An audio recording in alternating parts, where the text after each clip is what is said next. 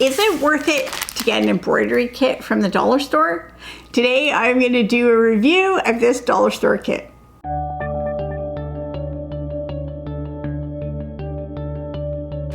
Welcome to Epida Studio. My name is Elizabeth and I help you make beautiful things with quilting, pajagi, and embroidery.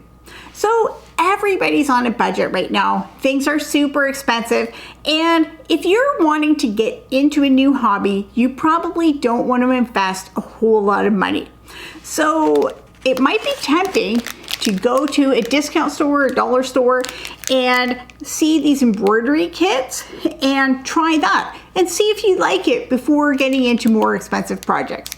So today I'm going to look at this kit and give you my honest feedback of whether this is worth it. So this kit costs $2 at my local dollar store, and that's $2 Canadian, so you can do the currency exchange for whatever currency you have, but no matter where you are, that's not a whole lot of money. Now, the one thing to notice is that this is a cross stitch kit, and this is clearly labeled as cross stitch. And if you are new to hand stitching, you might not realize that there are different types of stitching, and cross stitch is one particular type of stitching. And so it is a good kind of hand stitching, but it is a specific kind. If you want to know more details about cross stitch, I have another video explaining the difference between cross stitch and embroidery, but this is a type of embroidery. So when I open it up here, I can see, I'll look at the pattern first and see what the pattern has. Now this does have clear instructions for how to do this. It has instructions for how to do cross stitch, how to thread and the thread, and it has the color, and it has a chart, and this chart is super small. This would be kind of tricky to work with just because it's so small, but most people have the capability. They could scan this and enlarge it. And when I'm doing cross stitch, I do always make a copy of the pattern that I'm using, and then on my copy pattern I can mark off the stitches when I do them, and then that helps me to not lose my place. Cross stitch works kind of like pixel based, so each square on here is equal to one stitch. So it's kind of like pixels, and you're just following the chart. Now this one does not have very many colors, and the colors aren't labeled, but it looks like there's only yellow, green, blue, and black. And when I look at the thread, yellow, green, blue, and black. So this is fine for a simple pattern, but if you've seen cross stitch pictures, you know often they are so beautiful with the detail and the shading, and in a larger, more complex cross stitch piece, you would have like maybe 3 or 4 different shades of blue and shades of green. That gives your finished piece a lot of depth and dimension and more interest. But there's nothing wrong with just having a few colors for a simple piece, and this is pretty small. So that's not necessarily bad, but if you enjoy cross stitch and you get into it, you're gonna wanna start using more shades of fabric, of thread. So let's take a look at this thread and see what I think about this thread, if I can undo it. So this is what commonly comes with kits, is you have your lengths of thread, and this is 6-strand embroidery floss. So we can see, does that have 6? 1, 2, 3, 4, 5, 6. Yeah, it's regular 6-strand embroidery floss. So it doesn't have a brand name. But let's see, I'm going to take out 1 strand and see if I can break that. Yeah, it's not breaking easily, so it seems to be pretty secure. It seems to be pretty smooth. If I rub my fingers along it, it's not obviously rough. It seems to be cotton. The only thing that I would perhaps wonder is about color safety. So I would want to soak this in water and just see if the colors run, because it's heartbreaking if you put all your time into doing an embroidery piece and then it gets wet and the thread colors run. That could damage your finished piece. So I would check that, but it seems like this thread is good to use. I don't see any glaring issues with it. The one thing that's a possible problem, and the benefit of buying your own floss, is if you buy a brand name floss like DMC or Anchor, something like that, those have numbers on them, and that is for the color, and that color is consistent. So you know, if you have a color 600, that's like a bright pink, and then you run out, you can go to the store and you can get another 600, and you know that those colors are going to match. With this one, if you run out of blue and you needed more blue thread, it's going to be more challenging to try and match this color. Even if you get another one of these kits, it's no guarantee that it's going to be the exact same shade of blue. So that is a potential issue, but other than that, I don't see any big problems with this thread. I think that would be okay to use. And we see it comes with 2 needles and a needle threader. Now this is one of those flat needle threaders you can pull through, and these are great to have. So this, I mean, it's not quite worth the $2, but it might be almost worth the $2 for the needle threader. And the needles, oh, this needle, okay, there's 2 needles here. This needle, I don't even know if you can see, but the eye has been kind of crunched or crimped. And so this needle is not useful. It cannot be used because the opening the eye, it's been like crunched like that. So it's closed. But there's another needle, and this needle, the eye looks okay, but it does have a bit of rust on the shaft of the needle. So I would not use this needle. So I don't know if this would be in all kits or if I just happened to get the wrong one, but this is not a needle that I would use. With this on the needle, it's going to snag on the fabric, it might snag the thread, it might even discolor. So it's a strikeout on the needles for this kit. But this needle threader does look really nice. So I'm going to hold on to this one. Let's take a look at the hoop. So the hoop, as you know, is 2. What's with this hoop? Oh, okay. This hoop is plastic, not necessarily a bad thing, but this hoop is very thin. I don't know if you can see, it has like a groove in here, and I think that is probably cost savings because it doesn't use as much material. Most hoops are more sturdy than this. And that means when you put it in the hoop, then the outer ring is going to sit right down inside that ring. So the outer ring goes right inside this groove on here. So that means it's going to be really difficult to get your fabric in the hoop tight, because you're not going to be able to just pop it on like I say to do with my hoops. I have another hoop here. So this one, the inner piece is wrapped to hold everything securely, and I would just place it down, put on my fabric, and then pop the top piece on.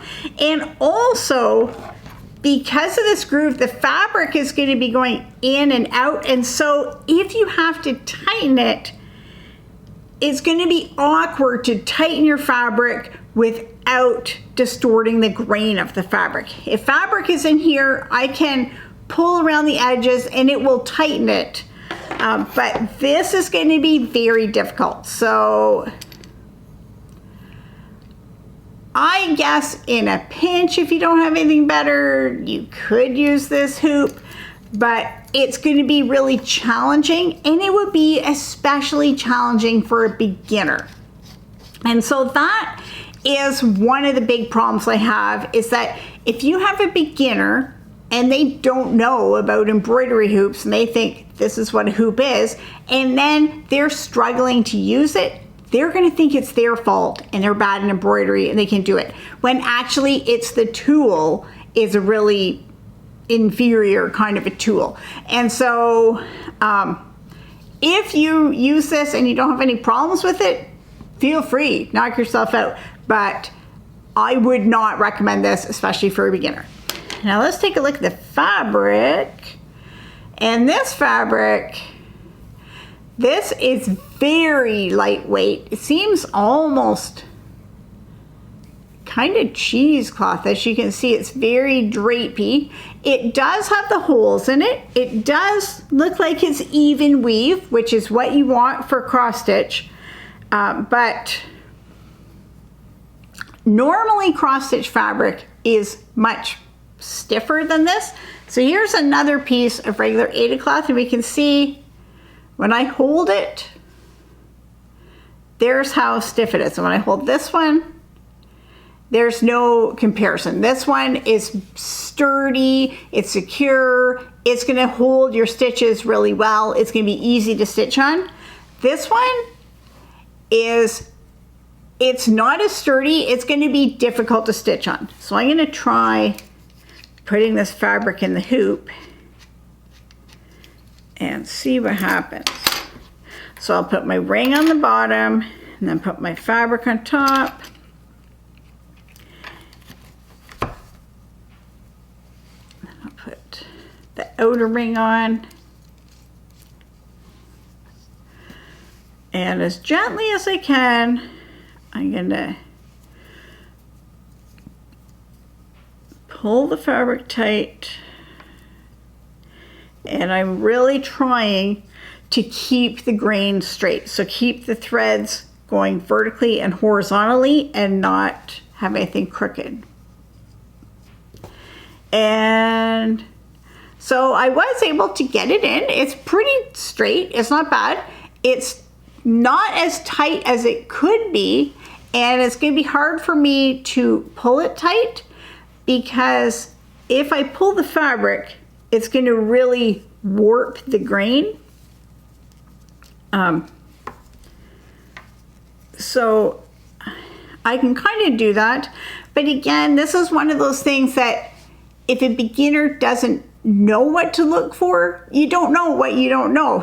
And these are designed to be sold for beginners, and it could be challenging. So let's try doing some stitches here with this thread. I'll just cut a piece off. And let's see what it says.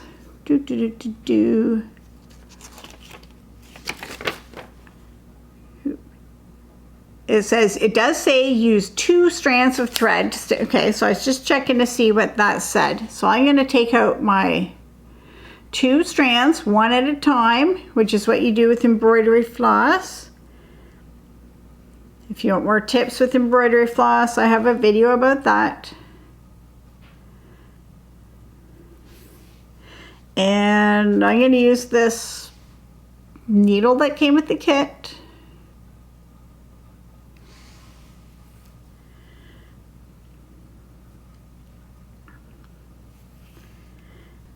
So in cross stitch, you use something called a waist knot. So I'm going to put my knot on the front of the fabric, and then I'll come back and finish the edge off. So this fabric,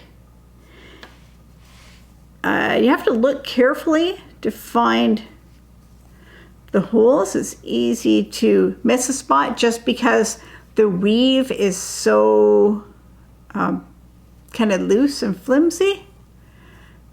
But once you get it,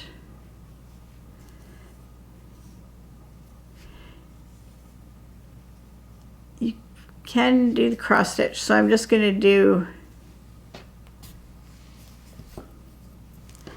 I'll do 5 stitches across. So I've done down a row 5. Now I'm going to go back.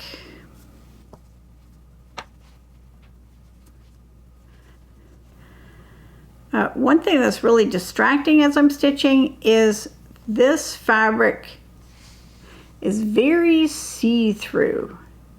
The weave is so open that I can clearly see everything that's on my table underneath it and see my hands. So that is distracting because cross-stitch fabric normally you can't see through. You see this fabric, you can't really see my hand through there, but in this one, I don't know if you can see that on the camera, but I can clearly see right through this fabric. But the stitches don't look too bad. You can stitch on it. So would I recommend this for a beginner? I wouldn't recommend it for a beginner because I think it's making life more difficult than it needs to be. And as I said before, I think if you're a beginner, you don't know what you don't know, and you don't know if it is a cheap tool that is giving you the problem or if you just don't have the skills. So I would hesitate to give this to a beginner. I especially would not give this to a child because it's just going to be difficult, and then they're just going to not like embroidery and they're going to think embroidery is bad. But they haven't really given it a fair try.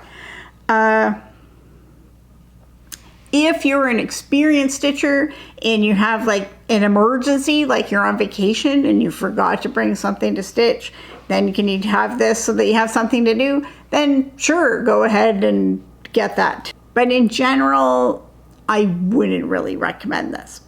It is only $2, and in this situation, you get what you pay for. The last thing is, because this fabric is so flimsy, who knows how it's going to stand up to wear and tear. Is this fabric going to fall apart over time? I don't know, but it seems like it.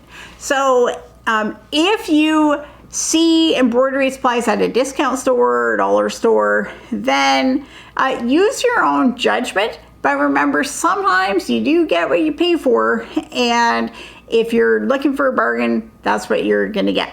So if you've tried any kits like this and you've enjoyed them, let me know. I'm curious to see if you've tried it or if you would not bother. But for myself, if I think of the amount of time, and this is a tiny little piece, but it would still take a couple of hours to complete this stitching. If I'm gonna spend 2 hours, then it's probably worth spending for 4 things of thread and the 8 o'clock. You could get that with the hoop. $10 or $15 would get you good quality things to make a piece that is going to last a long time. So if you divide that and say it takes you 2 hours, then that's like $5 an hour for a hobby. Which if you go to an exercise class or get tickets to a concert, you're gonna be paying a lot more than $5 an hour. So if you wanna try embroidery, there's lots of other kits you can try. I wouldn't recommend this one. And if you are new to embroidery and you're looking for tutorials, patterns, and inspiration, you can find that at my website, epidastudio.com.